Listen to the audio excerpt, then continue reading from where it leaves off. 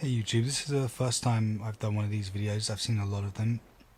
I really enjoyed it and I kind of want to be a part of the online discussion, so I decided to actually get brave and actually make a video. First of all, I should say, I'm not a silver expert or anything. I started roughly about a year ago, stacking silver. I don't have a lot because I'm not one of these people that buys in big bulks or anything like that. Pretty much like once a month I just get a few coins or maybe a bar here and there, and I'm slowly collecting.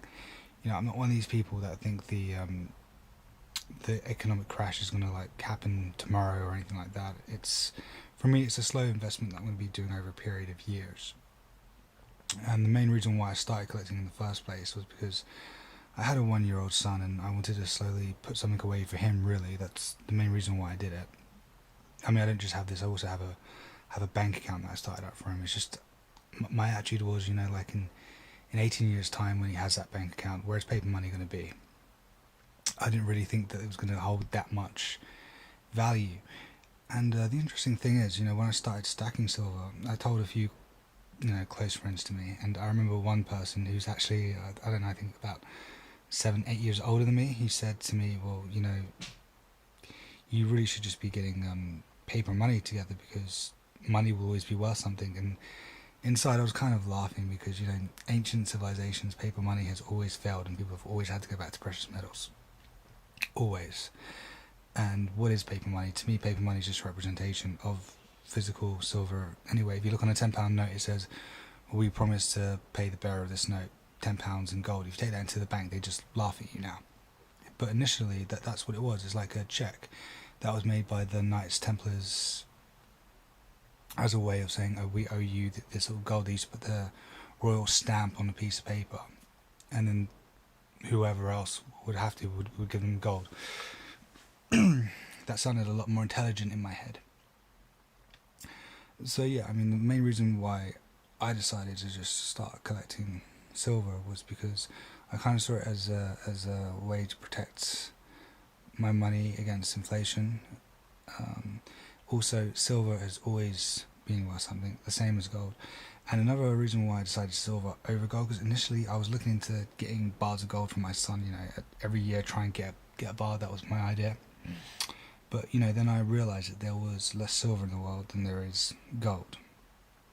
So obviously that the more in demand silver is going to be, the more it's going to go up in value. So that was part of the reason why I decided to go with silver, the same as anyone else really. When I first started out, I was all about these, the bars. It's quite funny. I've seen a lot of YouTube videos where everyone was pretty much saying the same thing. When I first started out, all I just wanted was bars. That was all. And then I started looking at these coins, and to be honest, I was never into them, never. And I thought to myself, well, why not just get one coin? Because I'm getting bored of just looking at the bars. That's honestly what I was thinking. I was just getting a bit bored. And so I got this. This was the first coin I got. And the reason why I got it, I can't exactly remember what video it was, because I've been looking at the videos for over a year, I think. I really, first of all, thank you to everyone who made the videos on YouTube, because that was a great learning process for me. Part of the reason why I got the maple leaf was because someone had said that there's it's slightly more pure than the other coins. I don't know how true that was. I just saw it in a video somewhere and I don't remember exactly what it was they said. I mean, if you actually know and you can leave it in my comment section, that'd be great. It saves me from having to look through all of the videos on YouTube. But that's what made me get that first coin. The royal, this one here, the Britannia. I mean, well, I don't know if you can tell by my accent, but I'm British, so why not?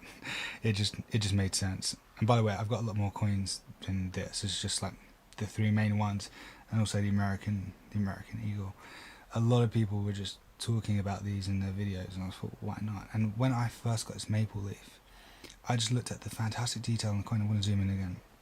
I just looked at this brilliant detail, and I was in love. And now most of my silver bullion are actually rounds. Some are generic, some are numismatic. I hope I pronounced that right. I struggled for a while to pronounce that.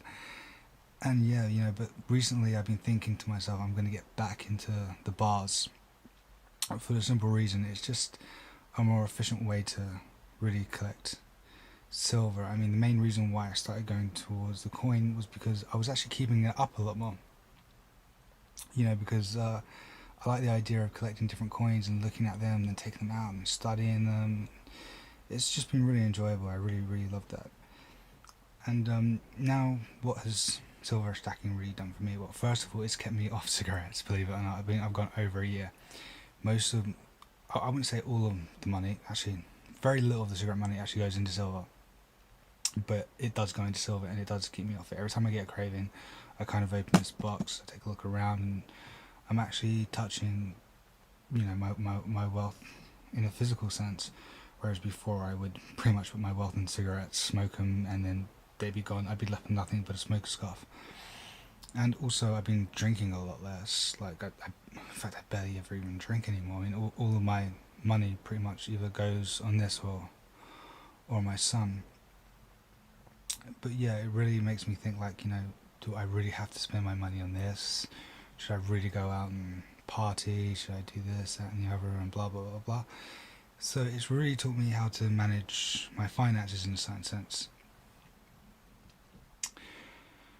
So yeah, I mean, I think that's pretty much everything I wanted to cover for the introduction video to who I am and this, that, and the other. But there'll be more. And yeah, so I'm just kind of treating this as a learning process. And hopefully I'll get to know a few more people on YouTube, learn a bit more, and just be part of the dialogue. And I promise my next video won't be as boring as this.